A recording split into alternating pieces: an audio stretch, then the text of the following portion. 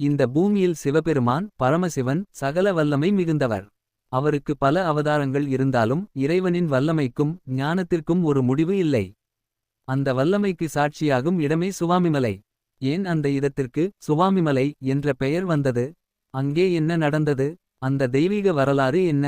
அந்த வரலாற்றை நம் மனதில் பதிய வைக்கும் வகையில் இப்போது கேட்போம். முன்னொரு காலத்தில் தேவர்கள் மற்றும் அசுரர்கள் இடையே அசுரர்கள் வலுவாக வளர்ந்து உலகில் தர்மம் குறையத் தொடங்கியது. அந்த நேரத்தில் திரிபுராசுரர்களை அழித்து சிவபெருமான் பெரும் யாகம் செய்து உலகை மீட்டிருந்தார்.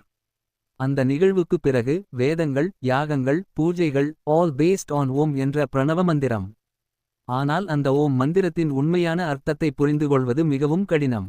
ஒருநாள் பரமசிவனின் மனதில் ஒரு சிந்தனை. இவ்வளவு யுகங்கள் கழித்தும் பலரும் பிரணவத்தின் அர்த்தத்தை அறிய முடியவில்லை. அதற்கான சரியான குறி யார் என்று. அப்போது அவருக்கே தோன்றியது, இந்த பிரணவத்தின் உண்மையை நான் விளக்க வேண்டும் என்றால் அதற்கான குரு என்னை விட மேலான ஞானம் கொண்டவராக இருக்க வேண்டும். அந்த குருவாக யாரை வைப்பது? அவருடைய மனதில் ஒரே பெயர் சுப்பிரமணியன், அவருடைய சொந்த மகன். தாரகாசுரனை அழிக்க வல்லமையான இளைய குமாரன் பிறக்க வேண்டும் என்று தேவர்கள் வேண்டிக் கொண்டபோது சிவபெருமான் பார்வதியுடன் இணைந்து தீப்பொறி வடிவில் சக்தியை உண்டாக்கினார். அந்த தீப்பொறிகள் கங்கையில் பாய்ந்து கார்த்திகை பெண்கள் பராமரித்தார்கள். அதனால் அவர் கார்த்திகேயன் என பெயர் பெற்றார். அவர் அறுமுகமாக பிறந்தார். பிறகு பார்வதி தேவி அவரை அரவணைத்ததும் 6 முகம் ஒன்று சேர்ந்து ஒரு முகமாக ஆனது. அப்போது அவர் முருகன், சுப்பிரமணியன், குமாரசுவாமி, வேலவன், கார்த்திகேயன் என பல நாமங்கள் பெற்றார். முருகனின் வல்லமை, ஞானம், அழகு ஆல் பியாண்ட் இமேஜினேஷன். சிறு வயதிலேயே அவர் வேதங்களையும் ஆகமங்களையும் கற்றார். ஒருநாள் சிவபெருமான் பார்வதி தேவியுடன் கைலாயத்தில் இருந்தார்.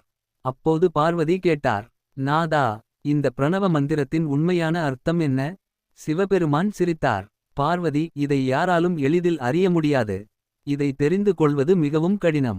அப்போது பார்வதி முருகனை சுட்டிக்காட்டி, நம் மகன் சுப்பிரமணியன், அவர் அனைத்தையும் அறிவார். அவரை கேட்டு பார்ப்போம். சிவபெருமான் உடனே முருகனிடம் சென்றார். சிவபெருமான் முருகனிடம் கூறினார், மகனே, பிரணவத்தின் அர்த்தம் என்ன? ஓம் என்றால் என்ன?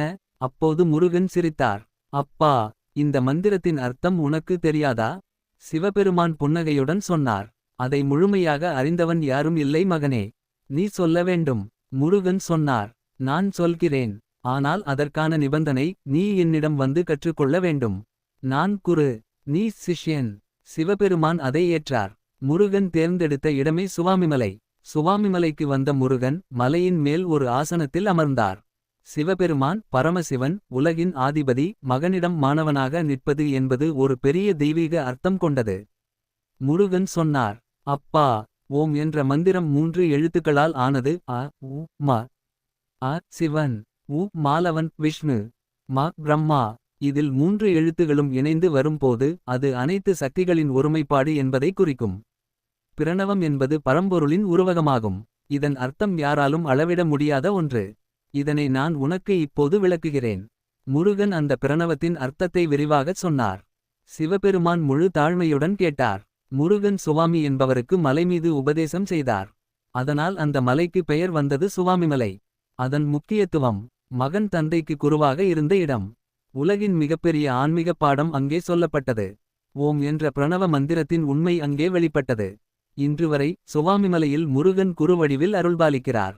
அவரை வணங்குவோருக்கு கல்வி, ஞானம், அறிவு பெருகும். அகந்தை நீங்கும். ஆன்மீக வளர்ச்சி உண்டாகும். அவர் கையில் இருக்கும் வேல் அறிவின் சின்னம். அவரது முகம் தெய்வீக ஆனந்தத்தின் உருவம்.